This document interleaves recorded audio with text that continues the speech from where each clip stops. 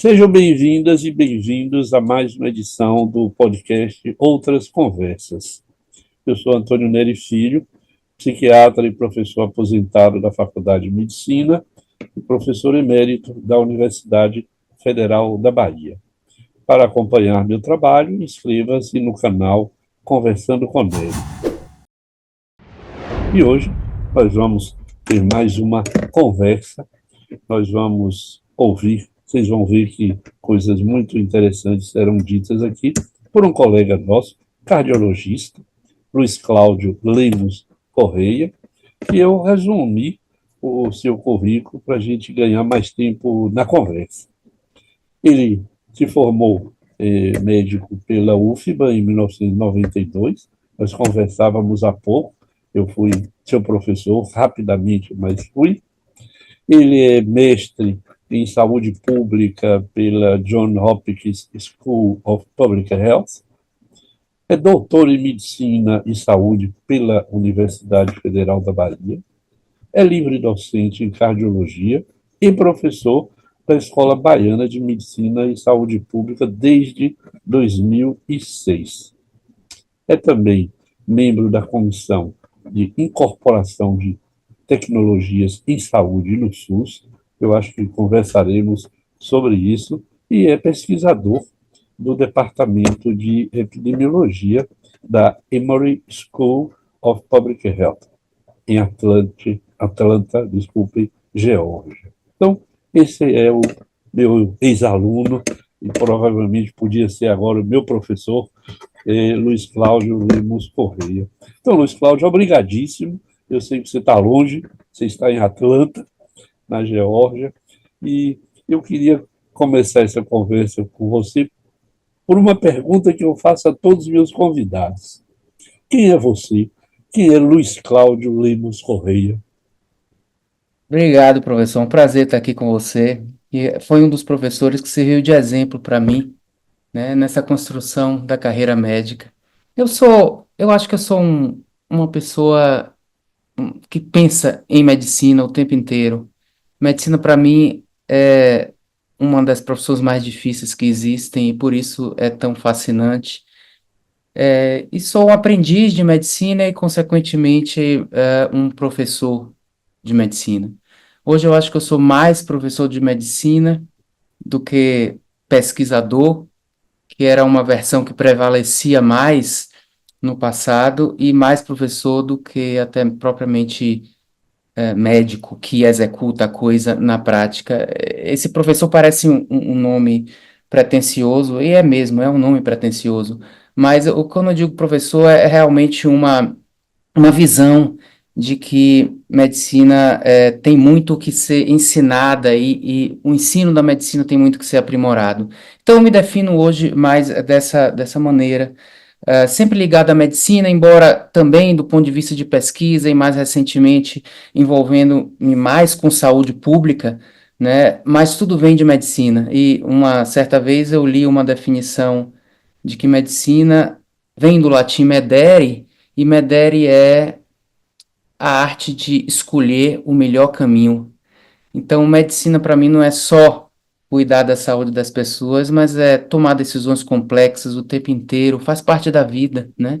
E daí minha paixão por isso, e assim eu me defino profissionalmente e também pessoalmente, né? Ô, Luiz Cláudio, vivendo entre dois mundos como os Estados Unidos e a Bahia, como é que você vê, de um lado, uma medicina tecnológica avançada e, do outro lado, uma medicina também tecnológica, mas completamente diferente do ponto de vista cultural? E eu fico curioso de saber como é que você vê esses dois mundos na medicina. Eu acho que são mundos próximos, né?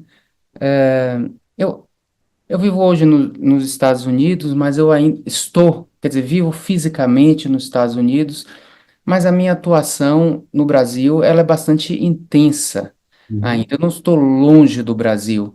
Eu estou próximo dos dois, né? Então, meu envolvimento com a Escola Baiana de Medicina e Saúde Pública é tão grande quanto no passado, talvez até maior. e a gente pode conversar um pouco sobre isso, e também envolvimento mais nos últimos 5 anos com o SUS, né?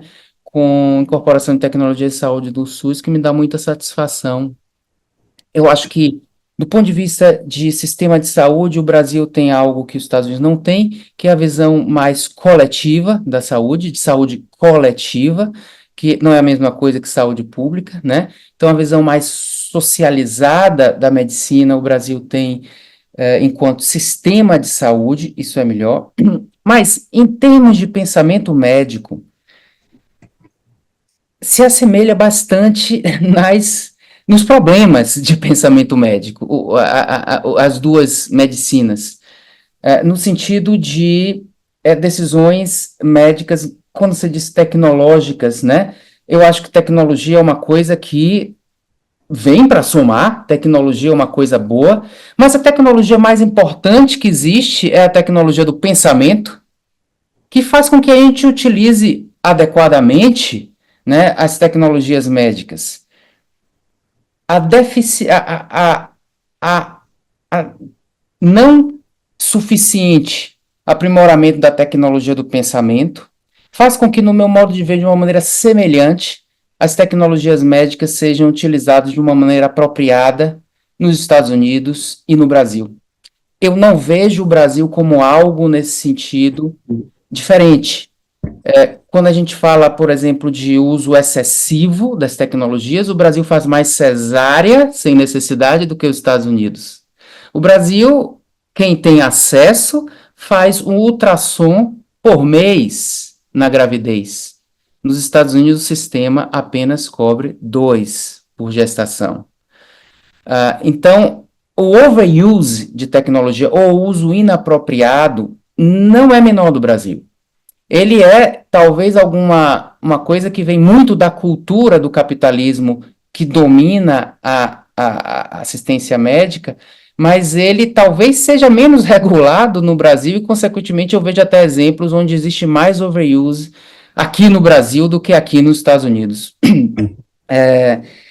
Então, eu não vejo muito diferente, não. E eu acho que, infelizmente, a gente tem um sistema de saúde universal, público, mas o pensamento que predomina mesmo no sistema público por parte dos médicos e também da população é o pensamento individualista de uso da medicina como se fosse um produto de consumo e não uma assistência para quem precisa.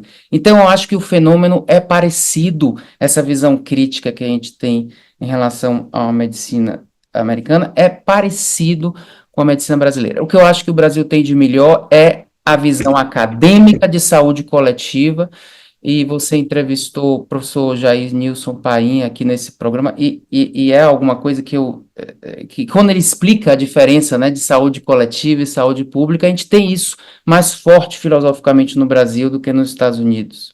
Agora, o que eu sou hoje, mesmo estando nos Estados Unidos, eu devo ao Brasil, né? O que eu sou por causa que eu nasci em Salvador, me formei na Universidade Federal da Bahia, e do ponto de vista de pensamento, de cultura, e do ponto de vista pessoal também, eu acho o Brasil e o brasileiro muito mais interessante do que os Estados Unidos. Agora, o sistema acadêmico americano é um sistema, eu diria, mais efetivo e mais eficiente para se construir uma carreira produtiva em ciência, né? E academicamente a organização do sistema me atrai.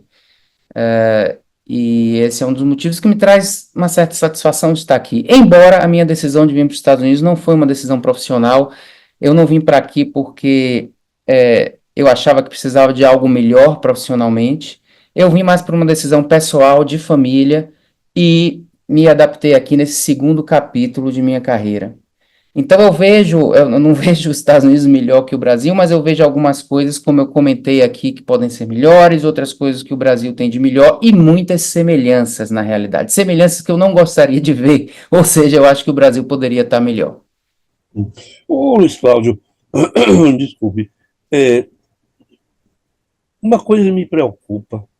Eu morei na França há muito tempo, então eu vi o sistema de saúde francês, andei um pouco pela Inglaterra, e faz muito tempo tem me chamado a atenção uma inversão no que eu chamo a equação de cuidados.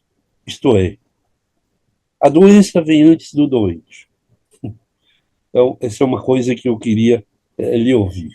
Do outro lado, eu vi na França, acho que os Estados Unidos é um pouco também por aí, há uma belíssima formação técnica, mas a minha impressão é que no Brasil, cada vez mais, os estudantes, que são pessoas, que cuidarão de pessoas, estão menos humanas no trato com o doente. E cuida da doença. Você deve ouvir seus alunos dizerem: eu estou cuidando de um fígado, eu estou vendo o coração, é um hipertenso. Quer dizer, como se o humano fosse substituído por uma patologia, por uma doença. Você tem visto isso? Tem alguma razão essa preocupação? Tem total razão. Eu acho que isso vem, assim, eu chamo isso de falta de profissionalismo médico. Não deveria ser nenhum, digamos assim, nenhuma grande qualidade uma medicina humanizada. Às vezes se coloca isso, assim, medicina humanizada, como se fosse um plus, quando é, na verdade, o mínimo que um médico pode ter é olhar o paciente como um indivíduo, né? É o mínimo da formação médica. Então, às vezes, eu acho que falta a formação médica, uma formação de profissionalismo. E o profissionalismo começa por olhar aquela pessoa enquanto pessoa. Começa por entender que não existe uma única conduta que está no guideline para todas as pessoas. Existe, na verdade, conceitos científicos que vão iluminar uma decisão sempre individual. E é necessário que aquela decisão seja baseada naquela pessoa, enquanto valores, preferências e também enquanto um indivíduo biologicamente clínico único. O médico não olha, não tem uma formação, e aí não estou dizendo uma formação só da escola, não, mas culturalmente não existe parte, não vejo que existe parte do médico se decidir baseado no paciente. Eu vejo muitas vezes a decisão é baseada na doença, decisão baseada no guideline, decisão baseada no que eu vou fazer isso, porque isso me mostra como, digamos, um cardiologista que sabe das novidades, né?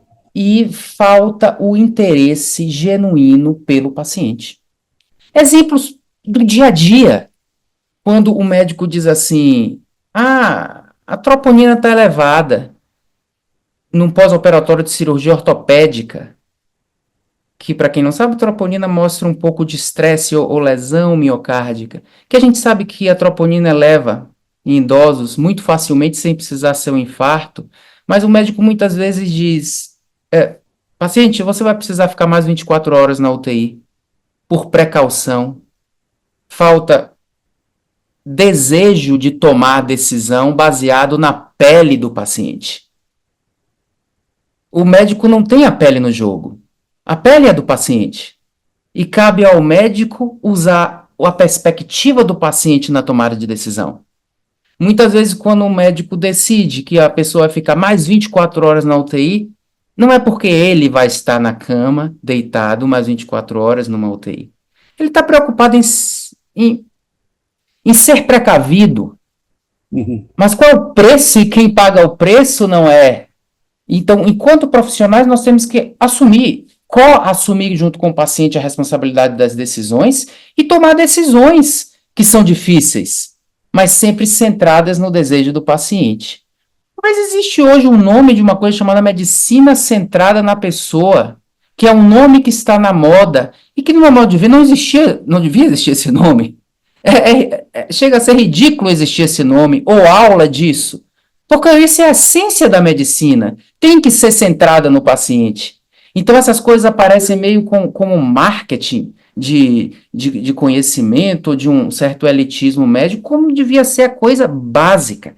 Então, eu acho que começa pela formação, mas não é só a formação, porque se a formação, a escola não tivesse boa e a medicina tivesse boa, as pessoas aprenderiam com a cultura médica nos corredores do hospital, mas a formação não traz uma estrutura de pensamento apropriada e a cultura que as pessoas vão aprendendo vai mais deformando o indivíduo do que formando. Porque essencialmente se fala em conflito de interesse, eu acho que o conflito de interesse ele é precedido por uma coisa pior, falta de interesse pelo paciente, pela tomada de decisão baseada na pele do paciente. E às vezes a justificativa da precaução ou não é o maior interesse do paciente. E a gente pode dar, eu dei um exemplo simplório, porque foi o de ontem, né? Mas são vários exemplos que a gente vê nisso. Então, não precisa ser tão sofisticado para dizer que a decisão tem que ser baseada no doente e não na doença. A decisão tem que ser baseada no bem-estar de uma pessoa do que no uso de uma tecnologia a mais ou não. E que essa tecnologia venha para trazer bem-estar e ser apropriadamente utilizada. É difícil. E eu digo aos meus alunos que medicina é a profissão mais difícil que existe. Se quisesse uma fácil, que era para ler guidelines, escolhesse outra. E a gente tem que encarar com humildade essa dificuldade nesse processo de decisão, e no centro disso está uma grande dificuldade que todos nós temos em qualquer profissão, que é se colocar na pele do outro. Deveria haver um treinamento muito intenso para que a gente conseguisse fazer isso de uma maneira dominando essa habilidade. Esse treinamento não existe, isso não faz parte de uma cultura médica, que é uma cultura altamente individualista. E o pior, não individualista para com aquele paciente, mas para com o profissional. Então eu tenho uma paixão pelo ensino médio, porque eu vejo que esse ensino precisa melhorar nesse sentido. Agora, eu não sei, Nery, se isso está pior hoje. Eu não tenho dados para dizer que houve uma piora. Porque desde quando eu era estudante de medicina, retrospectivamente, eu via isso. Entendeu? Então, eu acho que é um fenômeno médico que não melhorou suficientemente. Outras coisas melhoraram, mas não melhorou suficientemente essa incapacidade de se colocar e tomar decisão baseada na pele do paciente. Enquanto estudante, eu via essas coisas de uma maneira parecida e não parei de ver. Então, não acho que é um fenômeno do novo milênio, não. Eu acho que é uma coisa que faz parte aí da cultura médica. Eu queria até ver sua opinião. E não houve ainda um aprimoramento suficiente nesse ponto de vista que é a pele no jogo. E o médico entender que a pele que está no jogo é a pele do paciente, não a nossa. Vamos fazer aqui um exercício.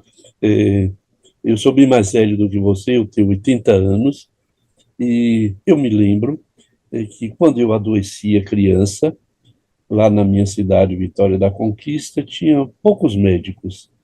E eu era examinado, o médico sentava ao meu lado.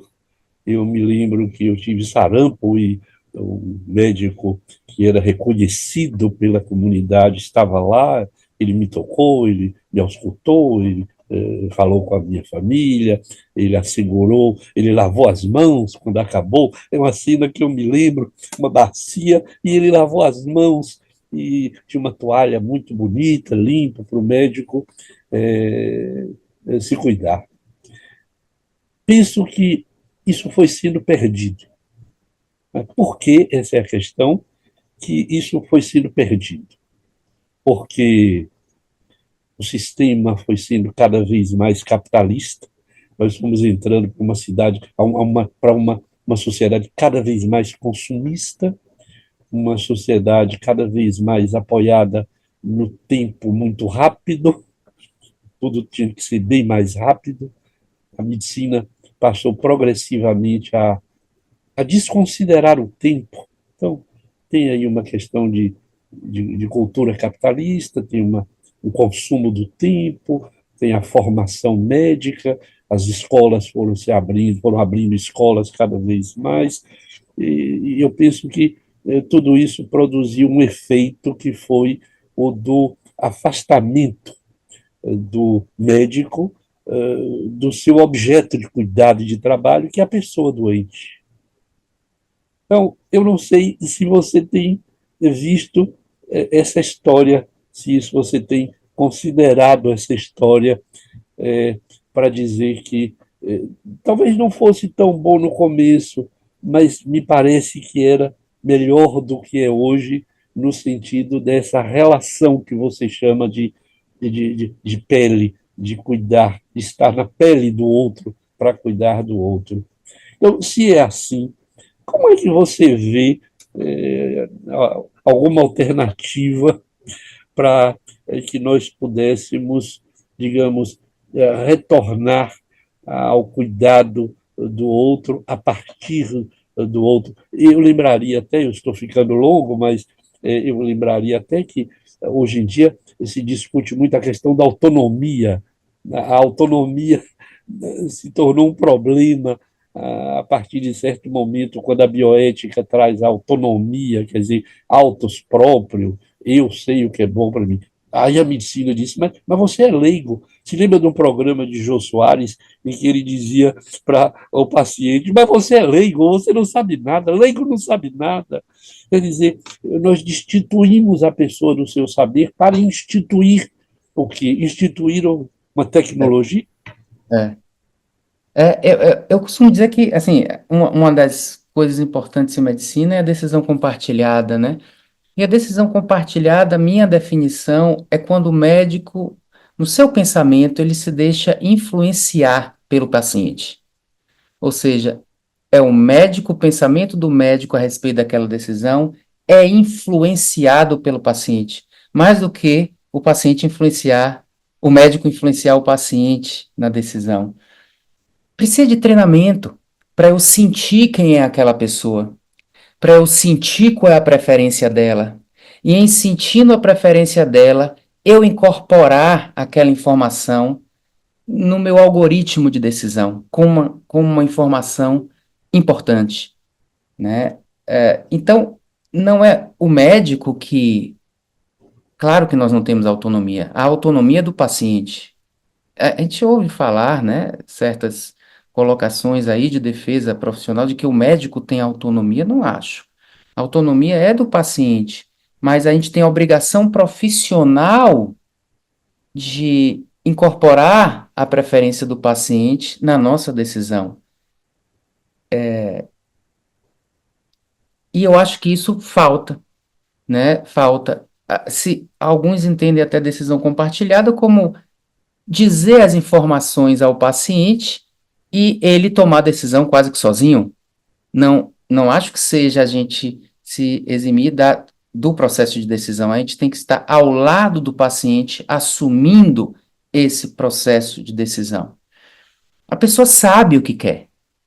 Um pianista, ele pode desejar passar por um procedimento cirúrgico na mão, doloroso ou arriscado, em prol de melhorar a função motora das mãos para ele tocar o piano. Já um administrador, para o mesmo problema clínico e o mesmo processo cirúrgico, pode não se interessar em fazer cirurgia, já que sua mão é suficiente para digitar um texto no computador. Então, veja que é tomar a decisão ou raciocinar baseado em quem é aquela pessoa. E a gente não tem muito esse treinamento. Ou um jogador de futebol, claro, pode preferir uma cirurgia para lesão no ligamento cruzado. Um amador pode preferir fisioterapia primeiro, já que 50% das vezes a fisioterapia melhora, mas demora mais tempo para a pessoa voltar a jogar. Então, esses são exemplos simples em se considerando a profissão da pessoa, veja como as preferências são diferentes. Agora, imagine se considerando a personalidade da pessoa. Quem é aquela pessoa? Se aquela pessoa tem filhos ou não, a idade daquela pessoa, como ela vê o mundo. né, se torna mais complexo ainda. Então, eu acho que, na verdade, a gente tem que tomar decisão baseada na preferência do paciente, na autonomia dele, e eu acho que isso falta e já faltava em épocas anteriores. Eu concordo com você que talvez a forma da medicina, há 70 anos atrás, 100 anos atrás, ela era diferente, a forma era mais lenta.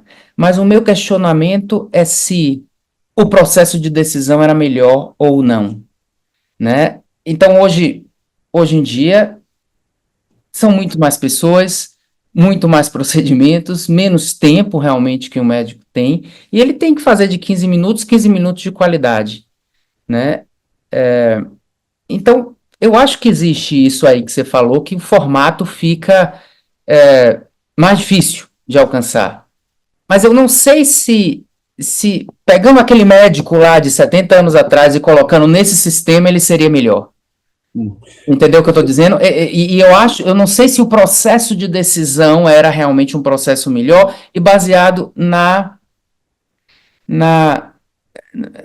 nos valores e preferências do paciente. Aquele quadro famoso, né, eu me esqueci o nome agora, mas você deve saber, que tem um médico na cabeceira de uma criança, né, e ele é tão citado como a arte da medicina. Os dois pais da criança estão atrás do médico.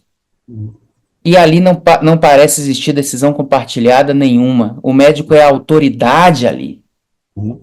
Talvez Então, fosse mais autoritário ainda. é isso que eu Mais não sei. autoritário ainda.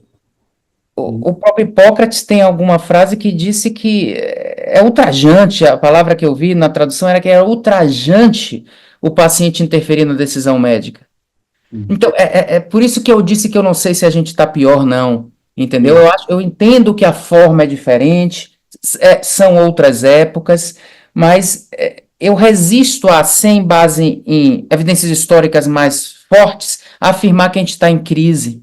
Até mesmo porque, com meus alunos, eu tenho que ser, eu quero ser otimista. E acho que eles são, essa geração atual, tem coisas melhores do que a minha geração, tem capacidades maiores que minha geração, né? Um entendimento de evidência científica, coisas assim. E eles são, às vezes, mais sabidos, mais espertos mesmo do que a minha geração. Então, eu evito essa coisa de trazer como se a gente estivesse em crise, porque eu não sei se eu posso afirmar isso, e eu vejo coisas que podem estar um pouco melhores, mas na coisa que eu acho mais importante, central, que é um processo de decisão e habilidade de pensamento, não é só conhecimento médico, mas habilidade de pensamento, para que profissionalmente a gente tente encontrar a melhor decisão, compartilhado com o paciente, eu acho que a coisa ainda é muito semelhante a tempos atrás. Eu acho que a gente pode manter, deixar aí como uma questão, digamos assim, essa linha de tempo em que parece que a autonomia do paciente sempre vem secundária a uma certa decisão médica, a essa autoridade médica do saber, sem levar em consideração que o que sofre a dor é o outro. Então, essa é uma questão. A outra que nós estamos deixando aqui também, a meu ver, para se pensar, é essa ideia de que eu cuido da doença e não cuido do doente, que tem a ver com isso que nós acabamos de trazer. Mas eu queria colocar um terceiro elemento aí para a sua reflexão, que é a morte, Luiz Cláudio. A minha impressão de que a morte tem sido cada vez menos cuidada, tem sido destratada, destituída mesmo de valor. E, portanto, a morte, nesse processo, fosse antes, seja agora, me parece que ela precisa ser trazida para a cena. Tenho a impressão de que os médicos, de um modo geral, lutam contra a morte, quando, na verdade, lutar contra a morte, eu queria lhe colocar como uma pergunta, não lhe parece ser uma estupidez? Sim, claro. E a gente vê muitos exemplos de obstinação terapêutica, né? Onde se tira, às vezes, a oportunidade do paciente de refletir até mesmo sobre sua morte. Não dá tempo, porque ele fica lutando contra morrer até a morte. Não tem um momento de aceitar, de aceitação, quando a morte é realmente quase que inexorável. Às vezes a medicina não dá oportunidade à pessoa de passar por um processo de despedida, porque não dá tempo. A pessoa está ali sempre lutando contra aquela morte, Mas né? você acha que o médico e médica, os médicos e as médicas, suportam a morte?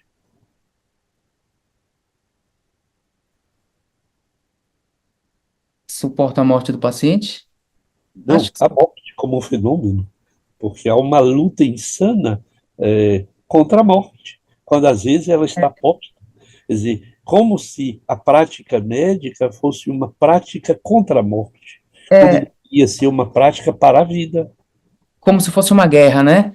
E tem até palavras relacionadas à guerra, como se fala assim, arsenal terapêutico, né? São como se a gente estivesse numa guerra contra a morte e a morte fosse uma derrota, né? Então eu concordo. Isso faz parte disso que eu chamo de uma coisa que devia estar no treinamento do médico, que é a habilidade de pensamento. Habilidade de pensamento a respeito das decisões médicas. E um dos pontos chaves seria entender isso, que é óbvio, todo mundo vai morrer, e que a gente deve, quando possível, né, tentar prolongar a vida, mas que ao lado do prolongamento da vida existe também a qualidade de vida, né? Então isso deve estar realmente na equação aí, né? Será que uma quimioterapia a mais, que pode ali prolongar dias em média de vida, não está tirando a qualidade de uma pessoa poder morrer em casa, né? Ninguém, né? A oportunidade de uma pessoa morrer em casa às vezes é trocada por uma pessoa morrer sozinha na UTI, né? E assim, todo mundo com essa conversa, se qualquer pessoa tivesse nessa conversa aqui, estava concordando, mas na hora do vamos ver, existe uma obstinação terapêutica, né, excessiva, em situações que não precisava existir, né, e isso tira, eu acho que do paciente a oportunidade de se despedir, de morrer bem, e entra essa questão de a gente realmente se sentir. Eu acho que o médico aceita a morte do paciente.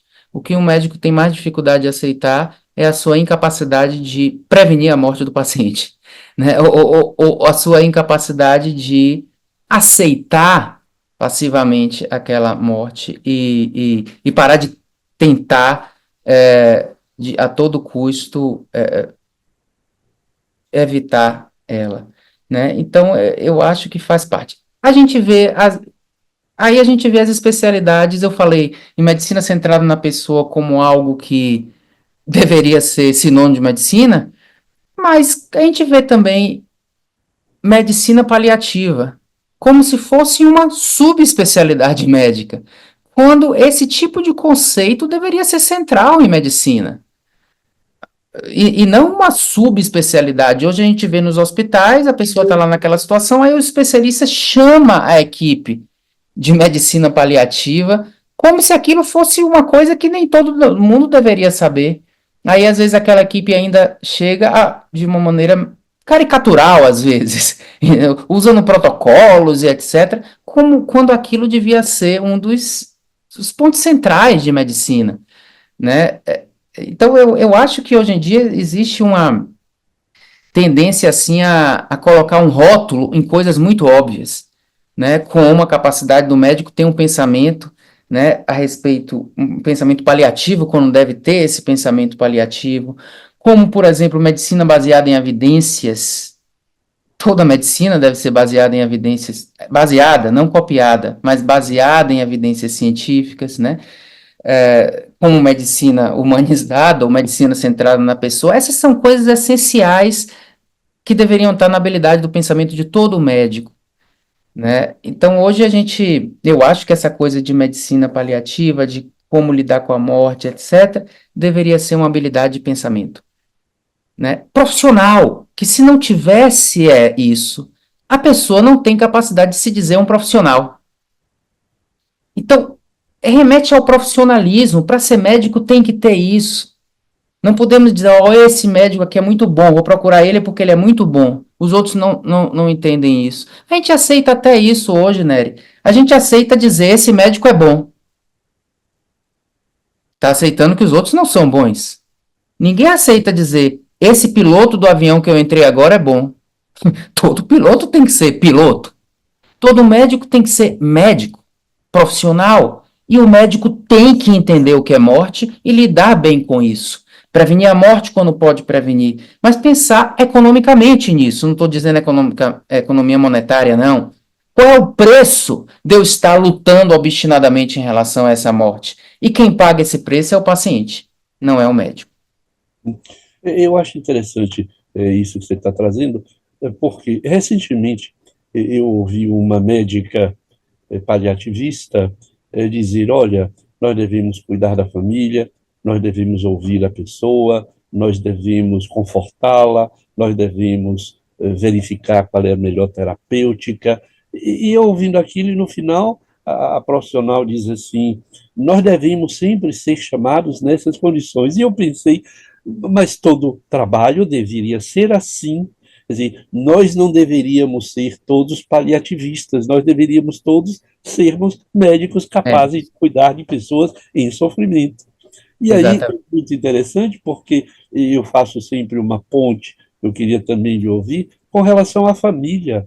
Quer dizer, não há um doente, existe uma pessoa doente num sistema de afeto, de amor, de cuidado, ou de raiva, ou de ódio, mas existe ali uma rede, que eu chamo a rede familiar, e essa rede é completamente abandonada, destituída de valor e de importância, de saber, diante desse sofrimento. Aí o pessoal os paliativistas vêm, incorporam a família, quando a família nunca deveria ter sido destituída deste lugar diante do cuidado de alguém que está doente. É. Eu concordo com você quando parece que essa medicina paliativista ela vem revelar um certo fracasso de uma medicina que deveria ser e não é. É. E eu vejo. Então, é claro que o paliativista pode ter um conhecimento maior em termos de sedação, né? Em termos, né? Alguns conhecimentos mais específicos, né? Mas eu temo sempre quando eu vejo essas especialidades óbvias surgindo, né? É, e uma vez eu vi um médico paliativista com uma camisa, diz assim, pali-ativista. Então, é o ativista, diz, eu acho assim, é um movimento que vem chamando a atenção de uma coisa importante, mas a gente tem que ter cuidado para não tornar isso uma especialidade, como se fosse algo que os outros médicos não deveriam fazer.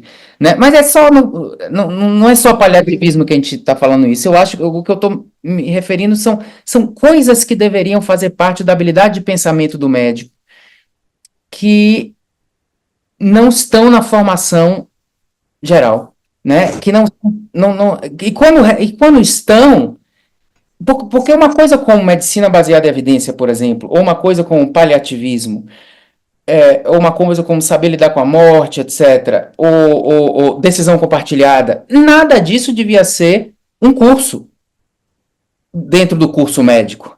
Nada disso devia ser uma disciplina dentro do curso médico.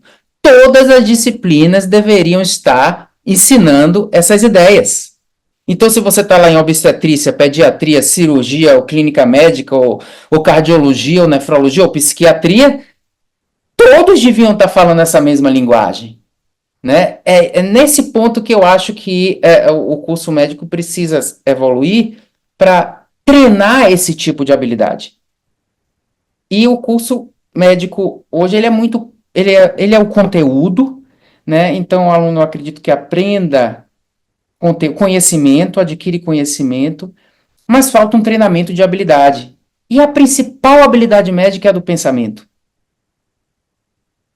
que você Então, acha precisa um que treinamento muito intenso de como pensar para que, depois de 6 anos, a gente tem 6 anos de curso médico. Como é que depois de 6 anos, uma pessoa não sai preparada para ser médico? Ela vai aprender depois, na residência. E vai aprender depois, seguindo exemplos, que nem sempre são os melhores, sem uma estrutura de pensamento bem construída, para que a experiência sirva mais para a hipertrofia dessa habilidade. Não. Aprende-se na experiência sem uma estrutura de pensamento teórica bem construída. Então, às vezes, a experiência até deforma e não forma. Né? Então, eu acho que essas coisas todas deveriam estar no eixo de pensamento médico, do curso médico. O curso médico devia ser aprender a pensar. E aí, cada um vai adquirir depois o conhecimento em cardiologia, nefrologia, psiquiatria, mas o pensamento é o mesmo em todos. Mas você não acha que, diante de uma formação médica que se tornou tão comercial, quer dizer, de que as escolas médicas, elas são comércio, na maioria hoje, né? Lamentavelmente, diante do abandono e do fracasso consequente das universidades públicas. Quer dizer, como que numa empresa que visa lucro, esta formação pode ser na direção que você está colocando de ensinar essas pessoas ou provocar as pessoas a pensarem e, portanto, a se tornarem progressivamente médicos e médicas capazes de cuidar do sofrimento deste ou daquele humano. Como você vê diante disto, eu digo isso de certo modo sorrindo, porque isso me incomoda tanto que eu penso que nós estamos diante de uma montanha que precisa ser removida ou precisa ser reconsiderada. E minha pergunta para você é essa: você vê uma luz? As pessoas costumam dizer no final do túnel, eu costumo dizer uma luz no início do túnel, porque eu estou mais interessado numa luz no início do túnel do que no final. Você vê uma luz no início do túnel, tomando essa formação médica que nós temos isso, essa imensidão, essa quantidade de escolas médicas que custam caro. Você sabe que tem escolas médicas aqui na Bahia que custa mais de 15 mil reais por É. mês, uma mensalidade. Ora, quem pode pagar isso? E esse investimento, como é que ele vai retornar? Quer dizer, quanto custa formar um médico para essas escolas particulares? Então, você vê alternativa, você vê alguma humanização na formação médica, se eu posso colocar isso, humanização entre aspas, diante de uma empresa, diante de uma iniciativa que é puramente comercial? Eu acho que eu tenho a mesma preocupação que você. Poderia ser uma iniciativa privada com fins lucrativos, mas fazendo direito o que ela está se propondo a fazer, né? Ou seja, o que não é como um hospital, e isso está acontecendo com os hospitais privados também, com esse fenômeno aí das grandes redes assumindo. Ok, que um hospital tem um objetivo lucrativo, mas não pode colocar esse objetivo como um objetivo mais importante do que a saúde do paciente. Ok, que uma escola tem um objetivo de lucro, é um negócio, mas não pode colocar esse objetivo como mais importante do que o aprendizado ou o ensino da medicina de qualidade. Então, é uma coisa que a gente precisa separar um pouco, né? Qual é a causa verdadeira, né? Uma coisa é uma, ok, uma empresa produz um carro, tá? E o objetivo da Ford, da Tesla, etc., é lucro.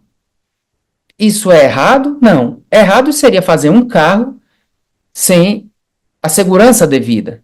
Ou seria vender um carro que não anda e fica quebrando no meio da rua o tempo inteiro, tá? Então, aí uma outra questão, se as escolas devem ser privadas ou não, boa parte das universidades americanas são privadas.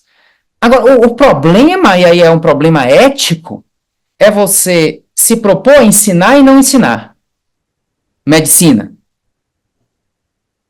Se propor a atender um paciente baseado na pele dele e gerar um excesso de procedimentos, muitos prejudiciais ao paciente, em prol do lucro das redes hospitalares. E quem está nesses hospitais sabe o que eu estou falando. Não vem no formato não vem no formato explícito, porque é muito difícil para a população julgar se aquele procedimento é apropriado ou não. Mas é uma inversão. Então, eu tive um professor em Hopkins de finanças, ele foi o diretor financeiro do Hospital Johns Hopkins, né? E ele diz, olha, não tem problema nenhum o hospital ter o interesse em... mesmo as empresas sem fins lucrativos precisam lucrar, né? Sem fins lucrativos é que não paga imposto, né? Non-profit. Elas precisam, para sustentabilidade, ter superávit. Isso é um foco importante. Agora, o que não pode é colocar isso como a prioridade, em detrimento da qualidade da medicina, em detrimento do processo de decisão, fazendo com que os médicos se sintam até pressionados para serem estrelas desses hospitais a gerar muito procedimento. O mesmo acontece com o ensino médico. Não dá para ter a prioridade, uma grande quantidade de alunos, uma grande quantidade de trocar coisas que parecem... eu também não sei tanto falar da questão interna de como funcionam essas escolas, porque eu não estava lá. Por isso que eu faço uma analogia mais fácil com os hospitais, né? Mas não é problema ter fins lucrativos, ou ser privado, ou não ser, desde que a qualidade do ensino fosse boa, né? Eu acho que esse é o ponto que a gente tem que discutir. E aí eu volto e digo, é isso que eu estou discutindo, a falta do eixo do pensamento médico. Existe também nas escolas públicas de medicina. E nas privadas sem fins lucrativos. Então eu acho que é um pouco de perda de foco a gente discutir a necessidade de melhorar o ensino médico focado naquelas escolas, como se esse fosse o problema. Porque esse problema de algo que eu acho que deveria ser mais evoluído no ensino médico, que é o que a gente tem conversado até então, já não era, mesmo antes desse fenômeno, que não acho que é um fenômeno bom, não. Mas eu acho que se a gente ficar achando que é essa a causa, a gente não está identificando uma causa que vem antes disso. E para a gente falar em causa, causalidade, inferência causal, causa-efeito, a exposição causal tem que vir antes do desfecho. E essas coisas que a gente está conversando aqui já existiam antes desse fenômeno de mercantilização do ensino médico. Já existiam. Pode ser mais por causa disso? Pode. Mas eu acho que essas coisas que a gente precisa pensar mais no ensino médio, elas também estão presentes nas escolas públicas e nas escolas... São evoluções necessárias nas escolas sem fins lucrativos também. Né? Então, eu acho que são problemas. Você acha que uma das alternativas seria trazer de volta ou colocar melhor na formação médica a literatura, a poesia, a filosofia, a história, por exemplo? Acho que sim. Acho que sim. Com o cuidado disso não parecer caricatural. Né? E aí, porque às vezes o estudante de medicina chega e quando a gente coloca alguma coisa desse tipo, como ele tem esse modelo biomédico muito forte, né? Muitos acham que aquilo ali é optativo, é alguma coisa assim. E a gente tem que trazer isso como algo que não é um luxo, não, mas é uma obrigação. É uma obrigação do médico ter sensibilidade. Claro que a gente tem que respeitar a personalidade de cada um. Tem pessoas mais sensíveis, pessoas mais fechadas e etc. Mas esse livro aqui, que é literatura, é uma obrigação ler. Porque é uma obrigação a gente desenvolver essa sensibilidade para conseguir, nas entrelinhas da anamnese, pegar a informação necessária. Entendeu? Então, o que eu digo que não pode ser caricato, ok, estamos fazendo aqui uma medicina, alguma coisa a mais ou algo assim. Isso devia estar no cerne do desenvolvimento de uma sensibilidade que é necessária, né? E aí entra literatura, arte, coisas desse tipo, né? Eu convidei Conceição para participar da minha última aula de raciocínio clínico baseado em evidências, que é a minha disciplina que eu coordeno já há 18 anos da Baiana. A gente fundou esse raciocínio clínico baseado em evidências, que hoje se transformou no eixo de pensamento médico horizontal que a gente está construindo. E na tentativa de mostrar que a gente fala de raciocínio clínico, no final, que raciocínio clínico precisa de sensibilidade, não é só uma coisa tecnicista, né? Eu convidei ela para falar de literatura, né? E como aquilo ali é importante, né? Mas então, a gente tem que trazer, ou seja, entender de psicologia, entender dessas questões. É uma coisa essencial para o raciocínio médico, para a habilidade do médico. Então, é alguma coisa que tem que ser colocada como obrigatória, né? Eu acho. Claro que uns vão pegar mais sensibilidade da música, outros da literatura, outros do esporte, que gosta mais de esporte, coisas que a gente pode trazer para a gente, né?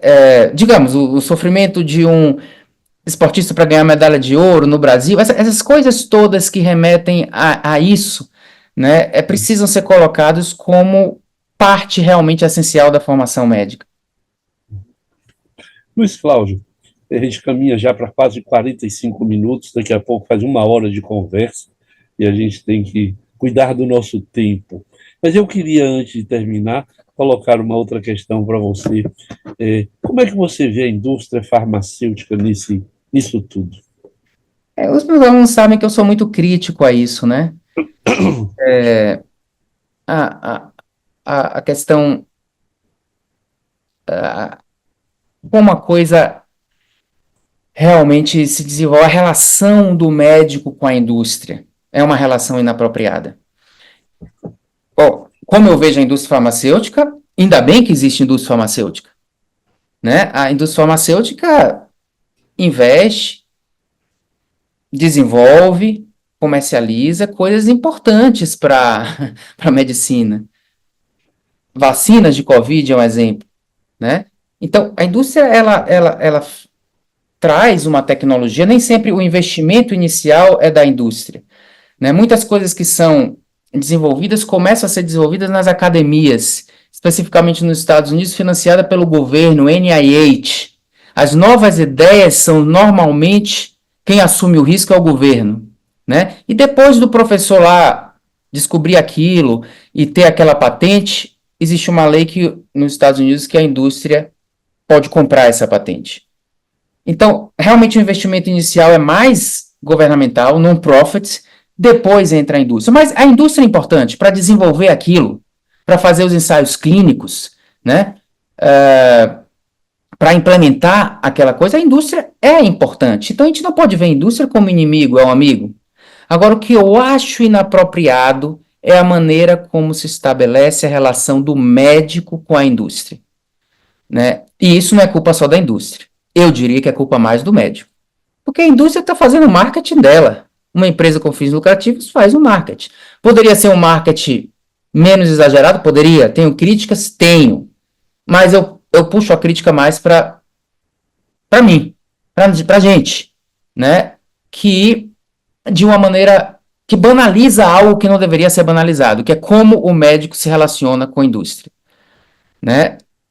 Num espectro que vai de se permitir uma influência inconsciente, que não tem como não ter, na hora que você tem alguma relação, na hora que hoje em dia não pode ganhar presente, mas a indústria pode pagar congresso. Ok? Então eu vou lá com o congresso. Aí você vai para o congresso e fica mais simpatizante daquilo ali. Por mais que você queira não ser influenciado por aquilo, inconscientemente é. Até um outro espectro que já existe coisas assim que a indústria, né, repassando lucros praticamente para próteses, esse tipo de coisas e etc. Existe um formato que é o formador de opinião, que recebe um valor, não é ilegal isso, não é ilegal, mas o professor passa a dar uma aula no evento da indústria, falando daquele remédio. Não precisa falar bem, não. É só o professor falar do remédio. Isso é um grande marketing. Não precisa falar bem. É ilegal? Não. Mas eu não acho apropriado. E é o médico que está se permitindo isso. E eu digo mais, se vendendo barato. Se vendendo barato, porque não precisa de um jantar, de uma passagem para congresso, nem de poucos R$ 1.000 para dar uma aula. Precisa? É se vender muito barato. Eu estou dizendo se vender, não estou dizendo que é ilegal, cada um faz o que quer. Mas eu tenho essa visão crítica muito grande, que não deveria existir isso. Não deveria ser uma comunidade de pensadores. E eu morro de medo desses formadores de opinião que falam em nome da indústria. Né? Explicitamente? Não, mas não precisa ser implícita. A boa propaganda é aquela implícita. A explícita a gente vê logo que é explícita e, não vou me enganar, não. É a implícita. E o médico faz parte desse jogo. Então, não precisava. Então, indústria existia muito bom, mas nós precisamos repensar a nossa relação com a indústria. A gente precisa desses congressos megalomaníacos nos melhores hotéis ou centro de convenções, ou podemos fazer um congresso na Associação Baiana de Medicina, ou no auditório da faculdade, ou de alguma coisa assim. Precisamos desse luxo todo? Não vale a pena o preço de se vender por isso aí. Mas a gente vê que os congressos, as coisas. Então a cultura toda é muito relacionada a isso. Eu não acho que a gente ia perder muito, não. Não é a questão de cortar relações com a indústria, a gente precisa da indústria. Inclusive, pessoas que trabalham, não é o meu caso, eu sou médico clínico, mas pessoas que trabalham com procedimento, com catéteres e com coisas, às vezes precisam de uma parceria para a indústria, porque chega aquele negócio que ele tem que ser, inclusive, treinado e etc, etc. Então, não é para não ter relação com a indústria, mas a gente tem que repensar a nossa maneira como a gente se permite se relacionar com a indústria. E aí muitas decisões, sem dúvida, são influenciadas, e quem sai perdendo? O paciente. Né? Quem sai perdendo é o Então, paciente. então, Luiz Cláudio, eu penso que nossa conversa foi toda uma conversa sobre ética. É a minha impressão. Se as pessoas que nos ouviram compreenderam bem nossa conversa, ela foi sobre ética, né? Sobre ética no sentido próprio, que não é ética sinônimo de moral, é ética no sentido bem grego, bem antigo, ética como sendo o lugar de onde se pensa, o lugar de onde se fala, e onde os gregos colocavam suas casas, que eram os oikos, o lugar da proteção, e dali eles pensavam. Portanto, o que nós fizemos aqui, eu acho, foi uma conversa ética, e eu queria lhe agradecer por essa conversa. E, de um modo geral, eu termino lendo uma poesia, porque eu acho que esse mundo está precisando de mais poesia. Mas eu não vou ler uma poesia para você, eu vou ler um pequeno texto de Eduardo Galeano, que está no seu livro Bocas do Tempo. E é a seguinte história, que é curta, me permita. Dona Maximiliana, muito alquebrada pelos anos de labuta de uma longa vida sem domingos, estava há vários dias internada no hospital. E todo dia pedia a mesma coisa. Por favor, doutor, o senhor podia medir minha pulsação? Uma suave pressão dos dedos no pulso, e o médico dizia: muito bem, 78, perfeito. Está bem, doutor, dizia ela. Muito obrigada. Agora, por favor, meça minha pulsação. E ele, o médico, tornava a medir e tornava a explicar que estava tudo bem, que melhor era impossível. Dia após dia, a cena se repetia. Toda vez que o médico passava pela cama da dona Maximiliana, aquela voz, aquele sussurro o chamava, oferecia esse braço, um raminho, uma vez e outra vez e mais outra. O médico obedecia porque um bom médico deve ser paciente com seus pacientes, mas pensava: essa velha é uma chata, ela deve ter algum parafuso frouxo nesta cachola. Esse médico levou muitos anos para compreender que a paciente, Dona Maximiliana, estava pedindo que alguém a tocasse. Então, eu acho que isso tem a ver com nossa conversa sobre o paciente, sobre o cuidado com o outro, sobre compreender a doença a partir do outro, da pele do outro, como você, de um modo muito interessante, colocou. E eu queria lhe agradecer por essa conversa e desejar que você tenha uma longa carreira de professor de ética, porque eu acho que você não é professor, você não ensina propedêutica baseada em evidência. Eu acho que você convoca seus alunos a pensarem eticamente, e por isso eu lhe agradeço. Obrigado, Nery. Eu concordo com você que o que a gente conversou foi ética. E é isso que eu chamo de profissionalismo, né? É a ética de ser profissional, entender do que se trata a nossa profissão. E às vezes as pessoas ficam pensando em ética como apenas aquela coisa muito específica, né? De, digamos, evitar coisas absurdas, né? Evitar atos, digamos, criminosos, seja em pesquisa, seja em medicina. Mas é muito mais do que isso, ética, né? É realmente saber ter a ética profissional de fazer a medicina como ela deve ser feita, de entender que se a gente cria uma boa estrutura de pensamento médico e também uma cultura no nosso meio de como a medicina deve ser feita, vai deixar de existir essa conversa de que fulano é um médico bom, que é um certo elitismo médico. Todos serão médicos e toda a população terá bons médicos, né? Ou seja, não vai ter o bom ou o não bom, vai ter o médico. E o não bom não poderá mais ser médico. Então, isso, para mim, define bem a ética médica. Então, acho que você trouxe aí uma coisa que eu vou guardar comigo e vou passar a falar também nas minhas aulas. Então, obrigado, Luiz Cláudio, por essa conversa, e você que nos ouviu e nos viu, se gostou, dê um clique, comente, compartilhe e nos veremos breve. Até a próxima.